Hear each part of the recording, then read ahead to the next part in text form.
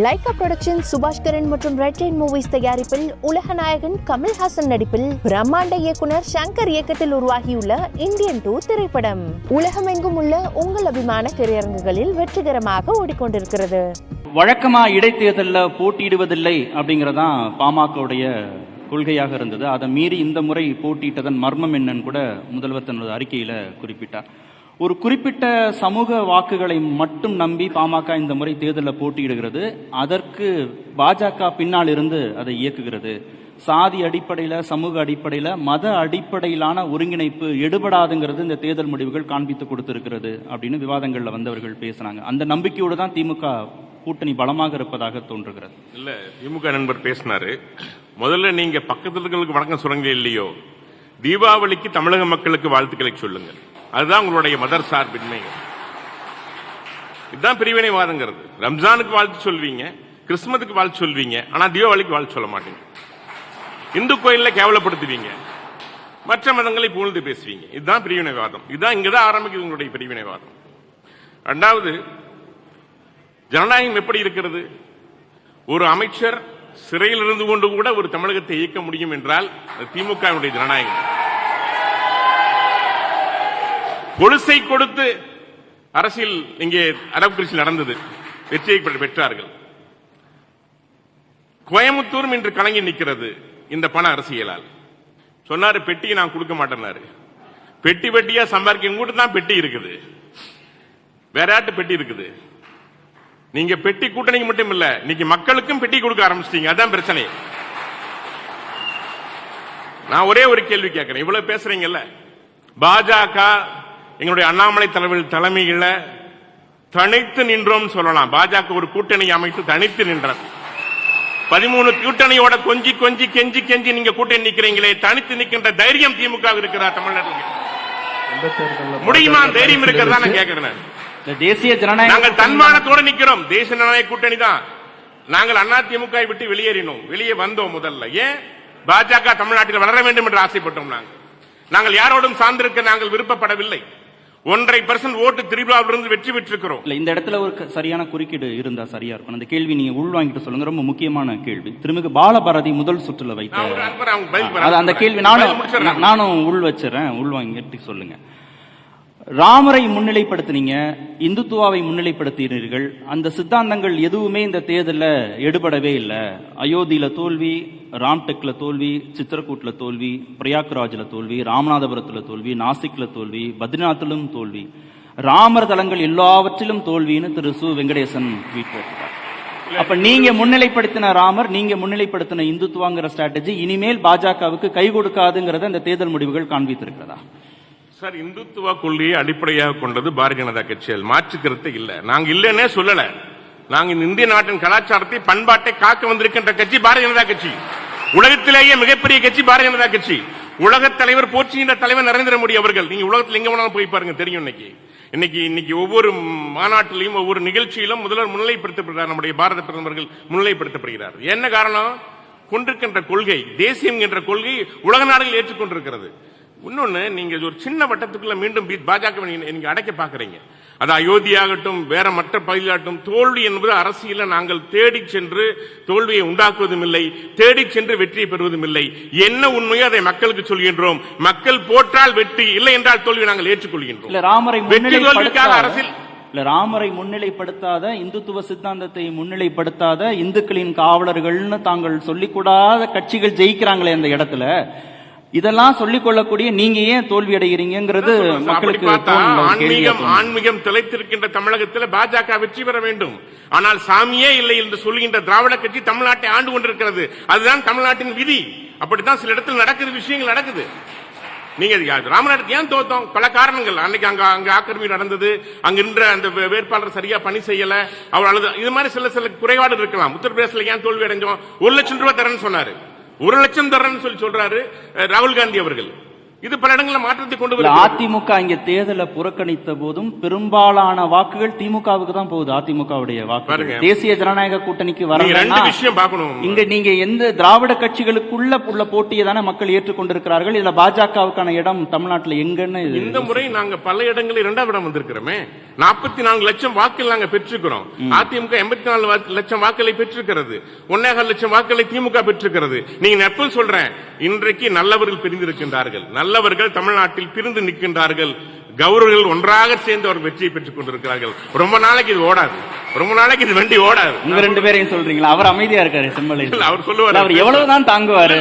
2 பேருக்கு நடுவுல நான் உட்கார வச்சுட்டேன். எனக்கு தான் அவரை பார்க்கும்போது ரொம்ப சிம்பிள் கார்த்திக். இவர்கள் பிரிவினைவாதத்தின் மூலமாக சிறுபான்மைகளை பயமுறுத்தி தங்களோடு வைத்திருக்கிறார்கள். நீங்க பாஜக பக்கம் போனீங்கன்னா உங்களை காலி பண்ணிடுவாங்க பயப்படுத்தி வச்சிருக்காங்க. SC ST மக்களுக்கு ஒரு ஆதிக்க சாதி என்று சொல்லி பயப்படுத்தி வைத்திருக்கிறார்கள். ஆனால் இந்த சமுதாயத்துக்கு அவர்கள் எதுவும் செய்யவில்லை என்பது சமீபகாலத்தில் நடக்கின்ற நிகழ்ச்சி. ஒரே பயமுறுத்தினது அவங்க கட்சியை சேர்ந்த CV சண்முகம், பயமுறுத்தினது அவங்க கட்சியை சேர்ந்த திரு அன்வர் ராஜா, பயமுறுத்தினது அவங்க கட்சியை சேர்ந்த திரு நிலோஃபர் கஃபீல் சார். வேற யாரும் அவங்கள பயமுறுத்தல, அவங்களே தான் அவர் திரு எடப்பாடி பயமுறுத்தி. திமுகவில் இன்னைக்கு அவர் தலைவர் ஸ்டாலின் அவர்கள் பேசுறாரு, திமுக தலைவர் பேசுறாரு, முதல்வர் பேசுறாரு. அவர் அதிகம் பேசுகின்ற வார்த்தை மோடி மோடி மோடி, வேற எந்த வார்த்தையும் பேசுறது இல்ல. அந்த அளவுக்கு பயம் என்று தொட்டி கொண்டு விட்டது. ஏனென்றால் பாஜக தமிழகத்தில் வளர்ந்து கொண்டிருக்கிறது. சாரே பதில் சொல்லிடட்டுமே, பதில் சொல்லி முடிச்சிடுறேன். அவங்க சொன்னாங்க, அம்மா நீங்க பாஜக பத்தி ரொம்ப கவலைப்படுறீங்க, மேற்கு வங்காளத்தில் உங்க கம்யூனிஸ்ட் கட்சி காணாம போயிடுச்சு, அதை நீங்க மறந்துட்டீங்களே. நீங்க 20 ஆண்டு காலம் நீங்க ஆட்சி செஞ்சீங்க, எங்க போச்சு கம்யூனிஸ்ட் கட்சி? ராஜஸ்தான்ல நோட்டா கீழே போயிருக்கீங்க, நீங்க அதை மறந்துடாது. நீங்க அது மட்டுமல்ல, கேரளாவுல நீங்க தனிச்சு நிக்கிறீங்க, இடது வடது, தமிழ்நாட்டில் சேர்ந்து நிக்கிறீங்க. இதுதான் உங்க கூட்டணி கொள்கை. கொண்டாரு பெட்டி பெட்டியா உங்க தலைவரே ஒத்துக்கிட்டாரு, பல கோடி பணம் பரிமாறி இருக்கிறது கம்யூனிஸ்ட் கட்சிக்கு. இதுதான் கம்யூனிஸ்ட் சித்தாந்தமா? இதான் கம்யூனிஸ்ட் கொள்கையா? நீங்க நீங்க நீங்க இன்னைக்கு பாஜக பெற்ற கம்யூனிஸ்ட் பேச அருகதை இல்லை. கம்யூனிஸ்ட் காணாம போயிருக்கு. அந்த வார்த்தையெல்லாம் வேண்டாம், அருகதை இல்லைன்ற வார்த்தையெல்லாம் வேண்டாம். 400 தொகுதிகளில் நாங்கள் உறுதியாக வெற்றி பெறுவோம்னு கம்யூனிஸ்ட் கட்சி சொன்னோமா? பையன் 100 மார்க் வாங்குவான்னு சொல்லுவாங்க. கடந்த 10 ஆண்டுகளுக்கு தகுதி இல்லை, கம்யூனிஸ்ட் சொல்ற தகுதி இல்லை. கடந்த 10 ஆண்டு காலமாக அதிகாரத்தில் இருக்கிறதெல்லாம் நீங்க தான், சரிங்களா? கம்யூனிஸ்ட் கட்சி ஒன்றும் சென்ற அதிகாரத்துக்கு போகல. ஆகவே நீங்க இந்த 10 ஆண்டு காலமாக நீங்க மக்கள் விரோத கொள்கைகளுக்கு தான் இந்த தோல்வியை நீங்கள் தழுவி இருக்கிறீர்கள். அதை சொல்லுகிற பொழுது கம்யூனிஸ்ட் கட்சி காணா அப்படின்னு நீங்க சொல்றீங்களே. பிரான்ஸ்ல இடதுசாரி சக்திகள் தான் ஜெயிச்சிருக்காங்க. லாஜிக்கா ஒரு கேள்வி கேட்டார்மா. என்ன கேட்டார்னா, தமிழ்நாட்டுல நாங்க அதிமுகவை கடந்து பல இடங்கள்ல 2ஆம் இடம் வந்திருக்கிறோம்.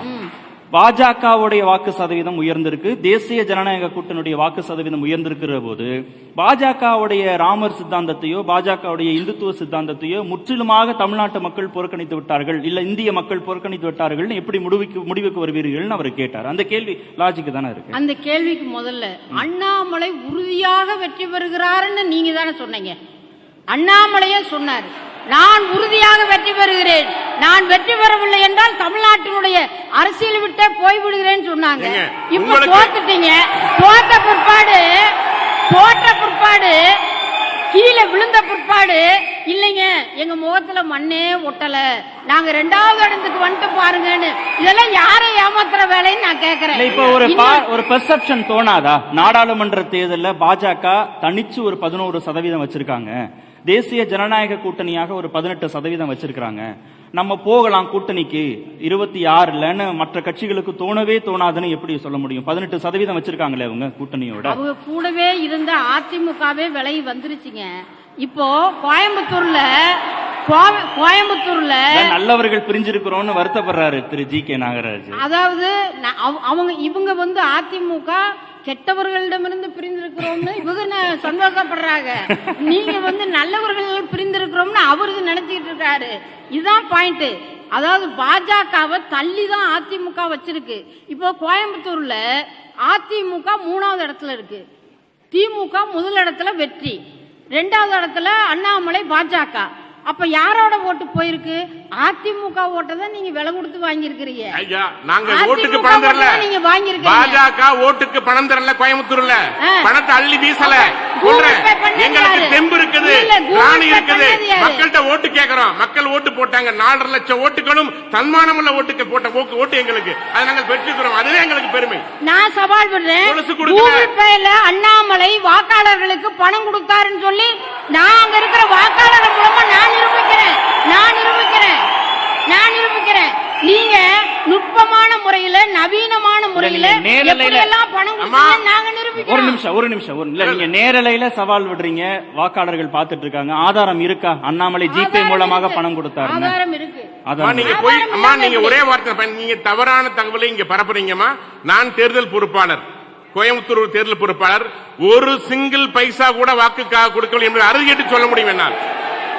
ஒரு பைசா கொடுக்கவில்லை ஓட்டுக்காக. மக்களிடம் நியாயமாக ஓட்டு கேட்டோம், தன்மானத்தோடு ஓட்டு கேட்டோம், மரியாதையாக ஓட்டு கேட்டோம், திட்டங்களை சொல்லி ஓட்டு கேட்டோம், நரேந்திர மோடியை சொல்லி ஓட்டு கேட்டோம், நாங்கள் செய்ததை சொல்லி ஓட்டு கேட்டோம். தமிழ்நாட்டில் பாஜக நின்ற இடங்களில் எனக்கு தெரிந்து எல்லாருக்கும் வாக்காளர்களுக்கு தெரியும் பணம் கொடுத்தாங்க. ஓட்டு கேட்க போன இடத்துலயும் பணம் கொடுத்தீங்க. பணம் கொடுக்காம எப்படி தேர்தல் வேலைகள் பூரா நீங்க பண்ணீங்க? ஜெயிக்கும் நம்பிக்கை இல்ல, நீங்க 400 வருவான்னு சொல்ல முடியாது. நீங்க பணம் வாங்கி பழகிட்டீங்க, அதனால பாஜக பணம் கொடுக்கலன்னு சொல்ல முடியாது. நீங்கள் அப்படி பழகியவர்கள், அதனால இருக்கிற கூட்டணி அப்படி. தயவு செய்து நீங்கள் பாஜகவை பற்றி பேசாதீர்கள். அந்த அருகதை கம்யூனிஸ்டுக்கு இல்ல. அதான் சொல்ல வரேன். வார்த்தை தவிர்த்து நாங்க தேர்தல் ஆணையத்திட்ட நீங்க பாருங்க, திமுக கூட்டணி பணம் கொடுத்ததுன்னா நீங்க தேர்தல் ஆணையத்துக்கிட்ட போயிருக்கணுமா இல்லையா? எங்க பாஜக வேட்பாளர் அவர் யாருங்க? திருநெல்வேலி. யாரு திருநெல்வேலியில பாஜக வேட்பாளர்? 4 கோடி பணம் வச்சிருந்தாரா இல்லையா? என்ன பேசிட்டு இருக்கிறீங்க? என்னமோ சுத்தமா இருக்கிறோம்னு சொல்றீங்க. அது தாங்க தேர்தல் ஆணையம் இருக்கு, நடவடிக்கை எடுத்துக்கிறாங்க. தேர்தல் ஆணையம் இருக்கு, வேண்டாம் சொல்லலையே, நாங்க மறுக்கலையே. அமலாக்கத்துறை நாகேந்திரன் நயினார் அவர்களை நயினார் நான் மாத்தி சொல்லிட்டேன். 4 கோடியை பிடிச்சாங்களா இல்லையா? பிடித்தார்களா இல்லையா சொல்லுங்க. பிடிச்சாங்களா இல்லையா சொல்லுங்க சார். நீங்க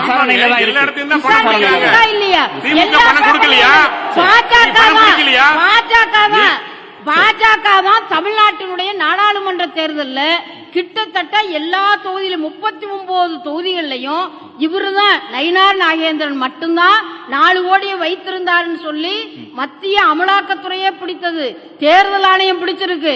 நீங்க அதுக்கு பதில் சொல்ல வேண்டியவரு நாங்க பணமே கொடுக்கல, அண்ணாமலை பணம் கொடுக்கல, ஆடு பணம் கொடுக்கலன்னு சொன்னா நான் கதையா இல்லையாங்க?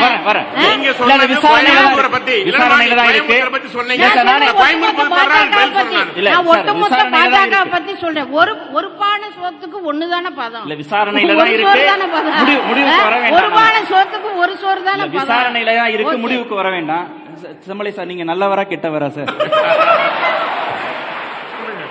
அதான் சார் கேள்வி, அதுதான் சார். நீங்க நல்லவரா கெட்டவரா? நாங்க நல்லவங்களாம் பிரிஞ்சிருக்கிறோம் அப்படிங்கிறாரு. அம்மா இல்ல அவங்க கெட்டவங்கன்னு தெரிஞ்சு பிஜேபி இருந்து பிரிஞ்சிருக்கிறாங்க. நீங்க நல்லவரா கெட்டவரா? அதாவது தமிழ்நாட்டு அரசியலிலேயே இன்றைக்கு ஒரு கடமை, கண்ணியம், கட்டுப்பாடு என்று பேரறிஞர் அண்ணா சொன்ன அந்த 3 அந்த உறுதிமொழிகளை எடுத்து வழிநடத்துகிற இயக்கம் அனைத்து இந்திய அண்ணா திராவிட முன்னேற்ற கழகம். அதிலே மாறுபட்ட கருத்து கிடையாது. நம்முடைய சகோதரி சொன்னார்கள், அதாவது அதிமுக வாக்குகளை வாங்கிவிட்டு 2வது இடத்துக்கு வந்தீர்கள் என்று சொன்னார்கள். நிச்சயமாக அனைத்து இந்திய அண்ணா திராவிட முன்னேற்ற கழகத்தினுடைய வாக்குகளை, தொண்டருடைய வாக்குகளை யாராலும் விலை கொடுத்து வாங்க முடியாது. அது மட்டுமல்ல, இன்னொன்றையும் சொல்லுகிறேன். சில இடங்களிலே 3வது இடம், 2வது இடம் என்றெல்லாம் கூட இங்கே நாகராஜன் பேசினார். நான் சொல்லுவது, ஏதோ ஒரு இடத்திலே அல்லது அவர்களுக்கு செல்வாக்கு இருக்கிற இடத்திலே அல்லது பாமக போன்ற கூட்டணி கட்சியோடு கூட்டணி அமைத்து அவர்களுக்கு செல்வாக்கு இருக்கிற இடத்திலே வாங்குகிற வாக்குகளை நீங்கள் கணக்கிட்டு நாங்கள் வளர்ந்து விட்டோம் என்று சொல்லுகிறீர்கள். நான் ஒன்றை தெளிவாக சொல்லுகிறேன். அதாவது ஜனா கிருஷ்ணமூர்த்தி இந்த கட்சிக்கு தலைவராக இருந்த போதும் சரி, இளகணேசன் இருந்த போதும் சரி, பொன் ராதாகிருஷ்ணன் இருந்த போதும் சரி, இன்னும் சொல்ல போன தமிழிசை இருந்த போதும் சரி, முருகன் இருந்த போதும் சரி, அவர்கள் காலத்திலே அந்த 15 to 18% வாக்குகளைத்தான் இன்றைக்கு அண்ணாமலை பொறுப்பிலே வந்த பிறகும் அதே வாக்கு சதவீதம் தான் இருக்கிறது. அவர் வளர்ந்து விடுவது. யுவராஜா பேசும்போது சொன்னாரு, வளர்ந்து விட்டதாக. நீங்கெல்லாம் வளரலன்றீங்க, அவங்க நாங்க வளர்ந்துட்டோம்ன்றாங்க. கோயம்புத்தூர்ல சிங்கனூர் தொகுதியில் அதிமுக வேட்பாளர் ஒரு டெபாசிட் இழந்திருக்கிறார். இல்ல, ஒரு தொகுதியிலே ஒரு சுயேட்சை வேட்பாளர் வெற்றி பெற்று விட்டார் சொன்னால் தமிழகத்திற்கு அனைத்து அரசியல் கட்சிகள் மோசம் என்று எடுத்துவிட முடியுமா? அது சொல்ல முடியாது.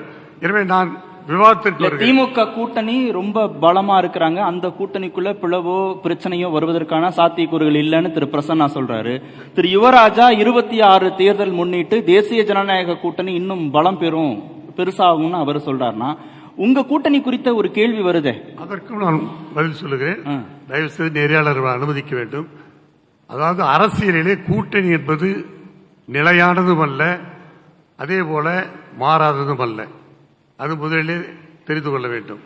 நான் இதை எதற்காக அழுத்தம் திருத்தமாக சொல்லுகிறேன் என்று சொன்னால், பேரறிஞர் அண்ணா அவர்கள் 1967 கூட்டணி அமைத்தார் காங்கிரஸ் வீழ்த்துவதற்கு. அந்த கூட்டணி முடிந்து, இந்த தேர்தல் முடிந்து வெற்றி பெற்றவுடன் அதில் இணைந்த ராஜாஜி அவர்கள் கூட்டணி விட்டு விலகினார். எனவே கூட்டணி என்பது நிரந்தரம் அல்ல.